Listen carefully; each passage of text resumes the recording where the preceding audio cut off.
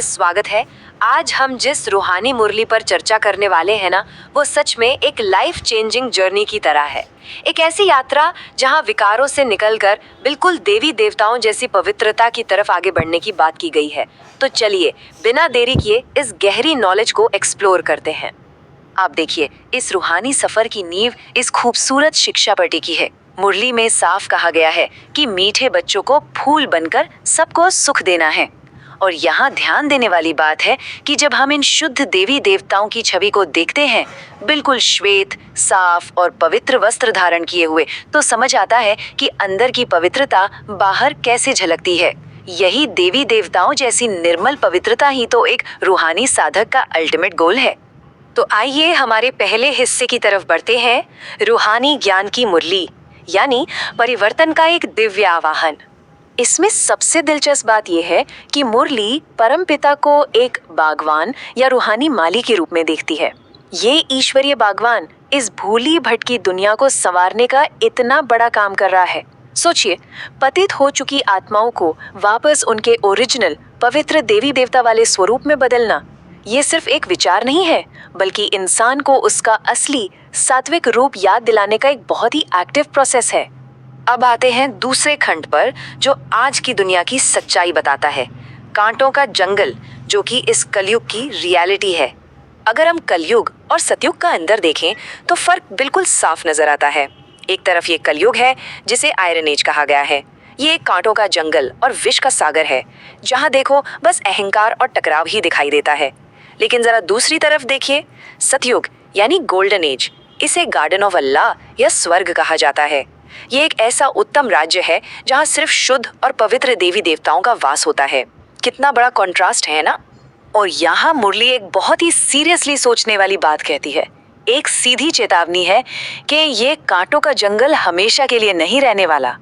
महाभारत जैसी लड़ाई और आज की एटॉमिक ताकतों के जरिए इस विकारी दुनिया का अंत होना तय बताया गया है। ये इस बात का रिमाइंडर है कि ये जो इतना उलझा हुआ जंगल हम देख रहे हैं ना, इसे एक न एक दिन शुद्धि के इस आग वाले दौर से गुजरना ही पड़ेगा। चलिए अब तीसरे हिस्से पर आते हैं, फूल बनाने का ईश्वरीय धंधा, जो कि सबसे ऊंचा रूहानी कार्य है। अब धंधा शब्द सुनकर थोड़ा अजीब लग सकता है, लेकिन यहाँ इसका मतलब बिल्कुल अलग और बहुत ऊंचा है। इस शब्द को रूहानी लेवल पर यूज किया गया है। इसका सीधा सा मतलब है ईश्वरीय बागवान के इशारे पर अपने अंदर के आसुरी अवगुणों को, यानी कांटों को निकालना और उन्हें दिव्य गुणों वाले फूलों में बदलना। और ये कोई एक दिन का काम नहीं, एक लगातार चलने वाला प्रोसेस है। तो इस रूहानी धंधे में सक्सेसफुल होने के लिए करना क्या होता है? यहाँ एक बहुत ही स्ट्रिक्ट सेल्फ चेकिंग चेकलिस्ट दी गई है। मनसा यानी क्या हमारे ख्यालों में कहीं कोई नेगेटिविटी तो नहीं है।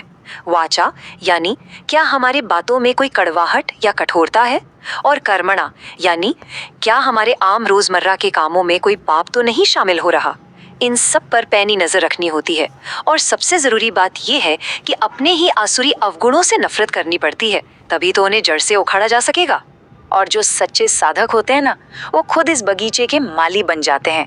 वो उस मुख्य बागवान के मददगार बनते हैं और दूसरों को भी खिलने में मदद करते हैं। और एक सच्चे रूहानी माली का रूप कैसा होता है? बिल्कुल उन पवित्र देवी देवताओं जैसा, जिनकी वेशभूषा और कपड़े इतने शुद्ध, सादे और बेदाग होते हैं कि उन्हें देखकर ही शांति मिलती है। यही प्योर अटायर उनकी अंदरूनी पवित्रता को दर्शाता है।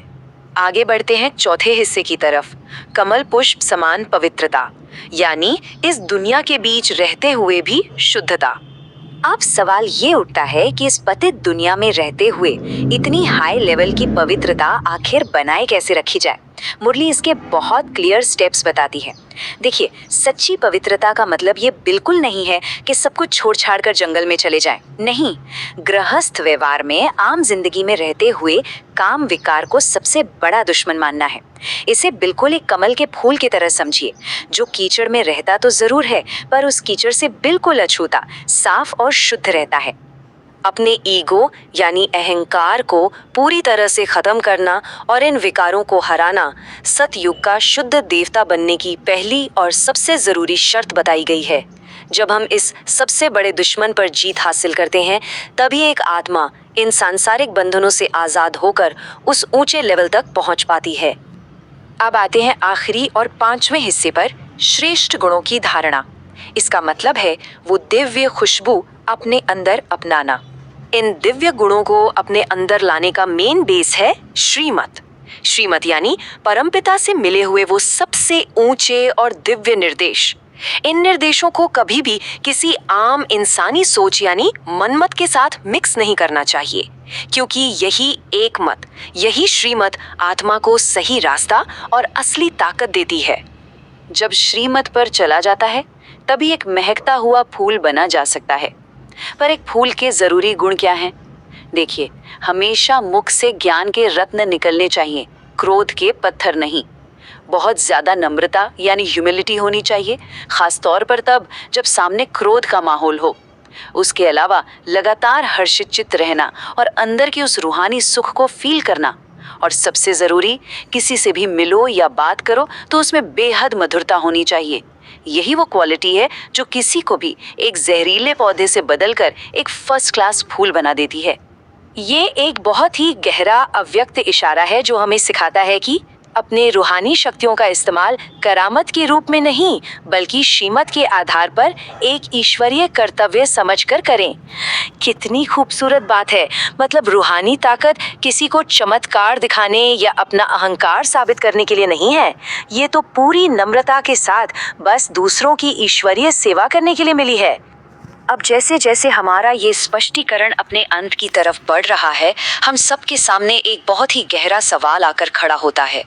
जब रात को बैठकर हम दिन भर के विचारों और कामों को चेक करते हैं, तो हमें खुद से ये पूछना है कि क्या हम जाने अनजाने में कलयुग के वही दर्दनाक कांटे बो रहे हैं, या फिर इस रूहानी धंधे के जरिए सतयुग के उस शुद्ध, महकते हुए और पवित्र फूल के रूप में खिल रहे हैं। इसी डीप रिफ्लेक्शन के साथ ही हम आज के इस चर्चा को यही विराम लेते हैं। ओम शांति।